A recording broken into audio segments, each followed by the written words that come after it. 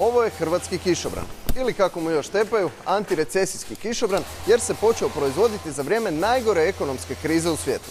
Proizvodi se ovdje u Zaprešiću, u jedinoj tvornici kišobrana u cijeloj Hrvatskoj. Jedina u Hrvatskoj i jedna od ukupno 2 tvornice kišobrana u cijeloj Europi. Sve je počelo prije 6 godina kada je vlasnik tvrtke Marin Rogić počeo prodavati kineske kišobrane. Made in China pretvorio je u Made in Croatia. Naši kišobrani su posebni zbog toga načina koji su šivani. Šivani su, znači oni su endlani, što znači da su puno čvršći nego kineski, znači oni su od fiberglasa, što znači da su jako savitljivi i ovaj na primjer baš je poseban po tome zato što ga radila hrvatska dizajnerica. I najposebniji su po tome zato što rade vrijedne hrvatske ruke.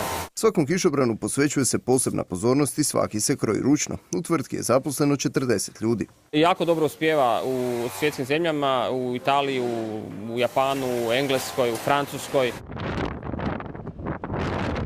Posebno ga vole oni koji ne žele da mi se kišobran potrga u rekordnom roku. Ovo je odoljeva i najjačoj buri. Ima puno kišobrana potrganih u ovima, a naši ne. Naši može bez problema, on se opet vrati natrag. Posebnost hrvatskog kišobrana je u tome što ga maltene ne možete izgubiti. Kišobran u sebi ima ugrađen jedan mikročip koji je Bluetoothom povezan s vašim pametnim telefonom i u trenutku kad vi negdje ostavite kišobran i udaljite se od njega 30 metara, čip se aktivira te vaš mobitel počinje zvoniti.